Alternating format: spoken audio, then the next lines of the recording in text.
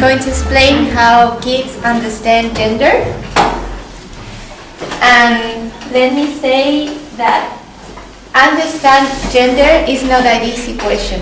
Understanding if you are a boy or a girl is not easy at all. And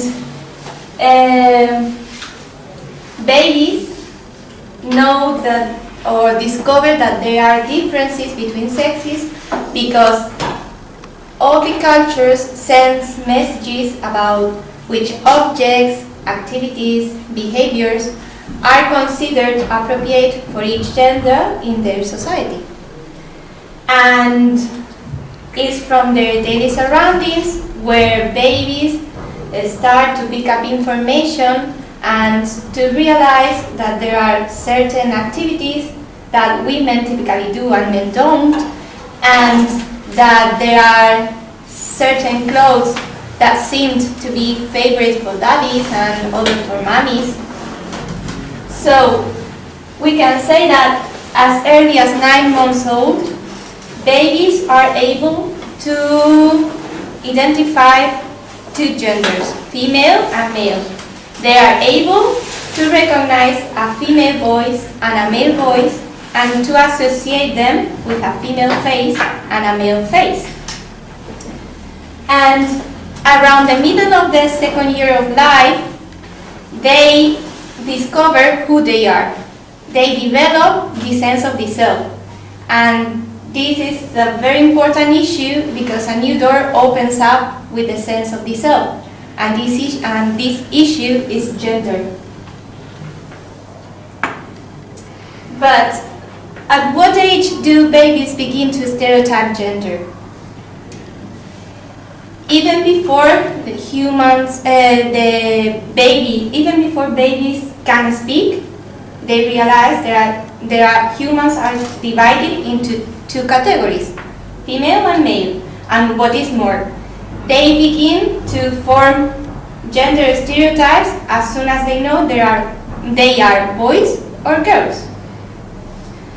Our research that I found specifies that at 20 months old, babies are able to form primitive gender stereotypes based on what they observe around them, and that this issue is understood by some girls 6 months earlier, so at 14 months old.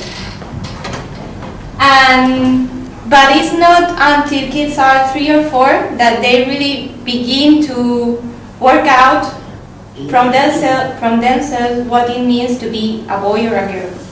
And as they gradually test their theories through observation and imitation, they start to develop or to adopt a stereotypical behavior. Very frequently we can observe girls, preschool girls, in the kitchen corner of the room playing, or we can see boys engaging in an activity that makes them feel more powerful, such as constructing block towers and then knocking them down with a toy truck. So here we have an example of the stereotypical, some stereotypical behavior and some stereotypical ideas of children from 3 to 5 years old, I think.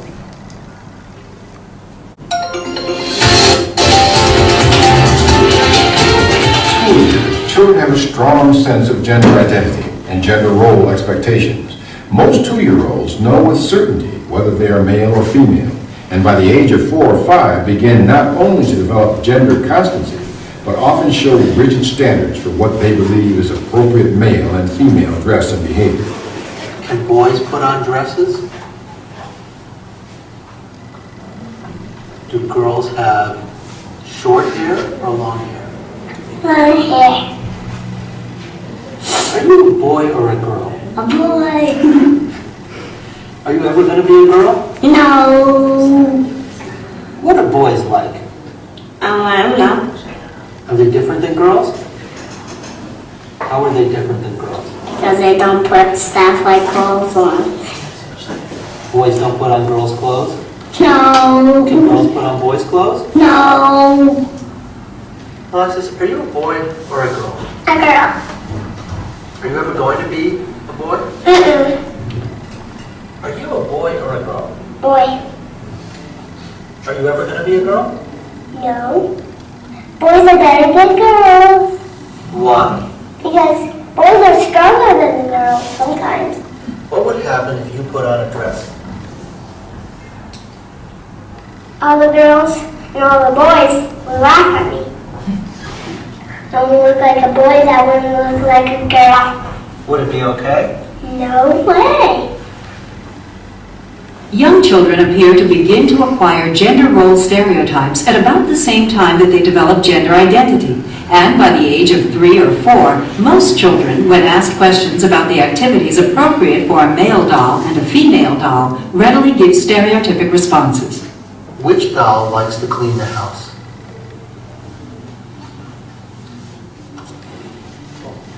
This one. Who takes care of the babies? What? This one. Who goes to work?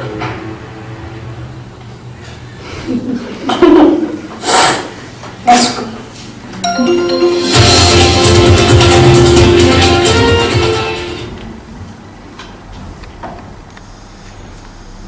So as you can see, at that age, they begin to form gender stereotypes. And I tried to analyze which points are crucial in the development of gender stereotypes, and I concluded that there are 6 concepts that will model gender or stereotypical, that will model children stereotypical behaviors. And those ones are the self-recognition. As I told before, they recognize themselves as boys or girls, but also they recognize themselves as social beings. The second one is attachment. Babies and children are attached to the people that respond their needs. I mean, their parents, their siblings, their friends, also the teacher can be the person the children is attached to. The third one is observation. Children explore and observe everything because everything is new for them. The fourth one is social referencing. As children begin to observe everything, they also start to form theories in their minds, but they are not sure about them. So they ask for advice, and they ask for advice to the people they are attached to. So they give them social referencing. The fifth one is imitation. And as everybody knows, children imitate every single thing adults do. So if they have had that previous social referencing, they are going to do it for sure. And the last one is symbolic play. It is a very important stage in the development of the social awareness of the children, and it is through symbolic play that children are going to internalize and reinforce all the information that they have received before. So, as you see, it's very important that we pay attention to the information they receive. Right? What happens?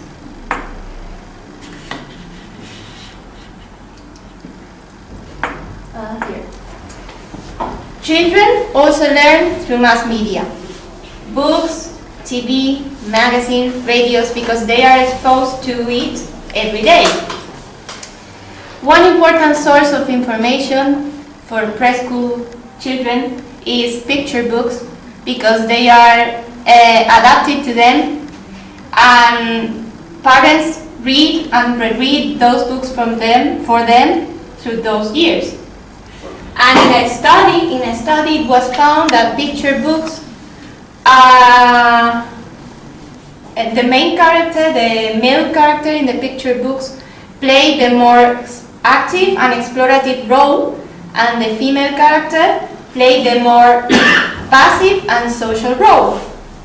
And as you can see here, you have the same picture book adapted for girls and for boys.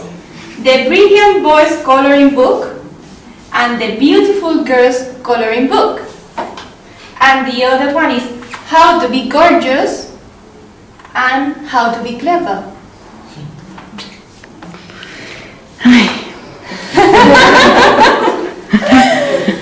But for sure, the most powerful and significant source of cultural gender messages is television. Children are exposed to television for an average of 4 hours daily. So in those years when they have such as impressionable minds, the information that they receive can shape the understanding or the concept they have for gender roles. And here we have 2 examples more.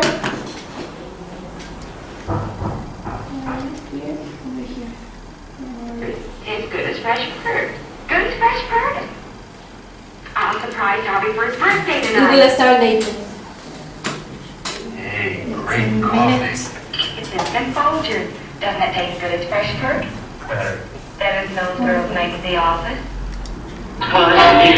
Oh, that's the answer every time. This one, the one. Anything you can do, I can do better. I can do anything better than you. No, you can't. Yes, I can. No, you can't. Yes, I can. No, you can't. Yes, I can. No, you can't. Yes, I can. No, you can't. Yes, I can. Yes, I can. You can now get one of 4 mini Barbies or mini Hot Wheel cars with every Happy Meal at McDonald's. That is the first one. And this is the second one.